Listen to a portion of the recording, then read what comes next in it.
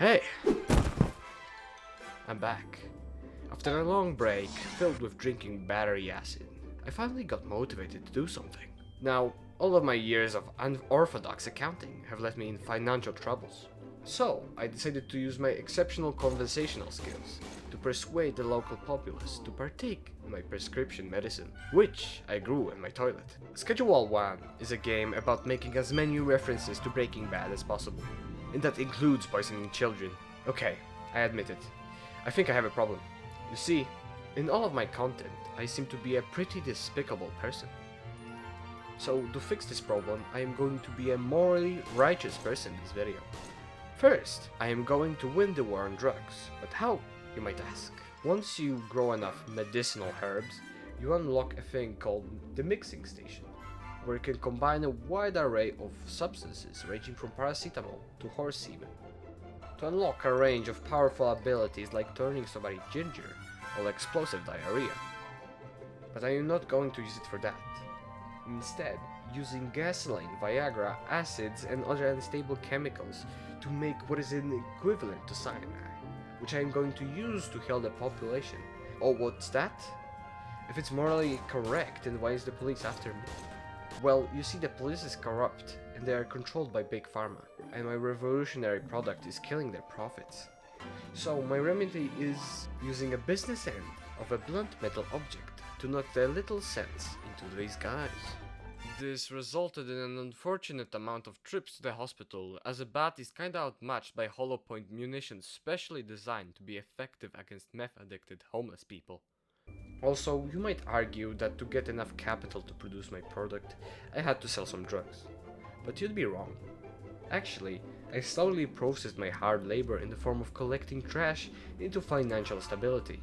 A long process, but the one I had to accomplish.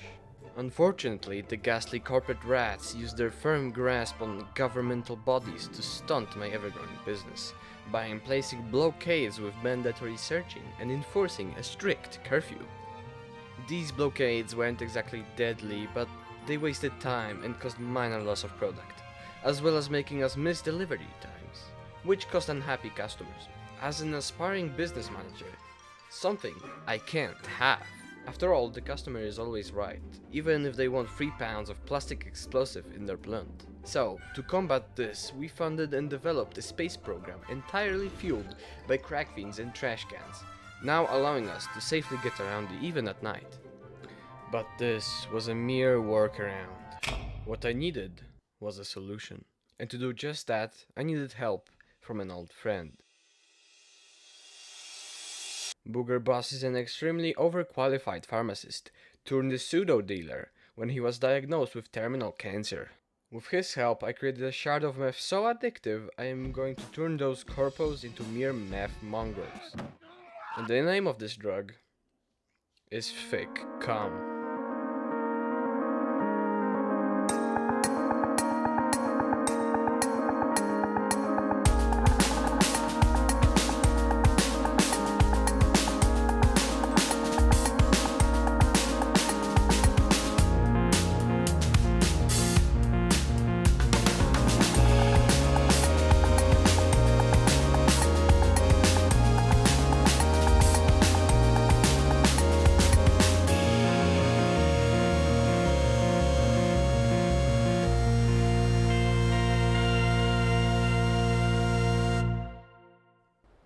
Now, since my previous plan had limited success, since the population of this town is way too far gone for a drunk to do remotely enough damage, I decided to take over the entire drug empire, at which point I will sabotage the entire operation, making the whole thing go belly up, and cease the production of any illegal narcotics. But first, to properly manufacture and distribute such amounts of products, I will need workers and higher quality stations, both of which can be solved by talking to the vendors inside the warehouse, which I recently got access to thanks to my growing infamy. This place also allows for purchase of firearms and other banned weapons, as well as the chemicals required for the production of methamphetamine and later nose candy. Also, by improving relations with some of my customers, thanks to my naturally born gift of a silver tongue, I was able to contact and recruit a few dealers for each of the areas I got under my control.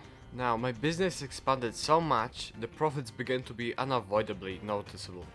And I don't exactly plan on having an unplanned date with an IRS agent.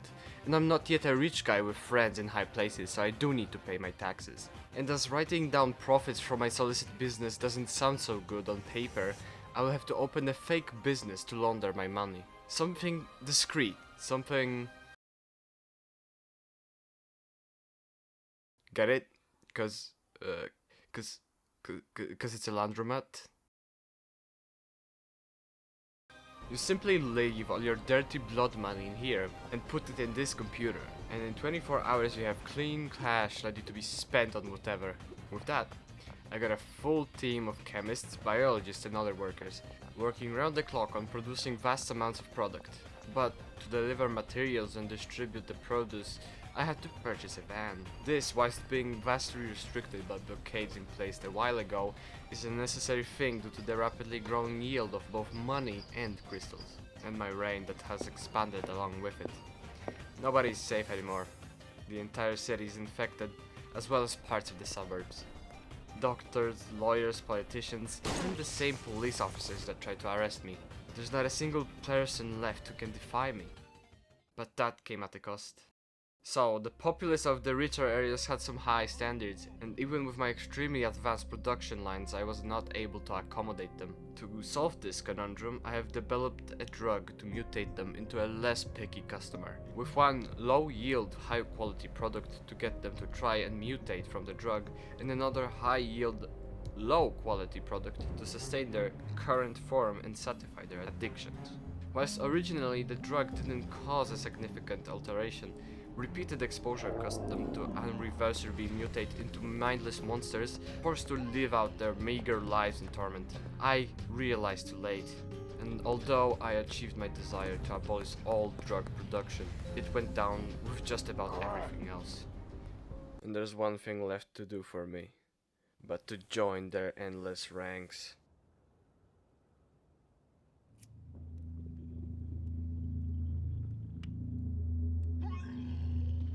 But hey, at least I got a golden toilet.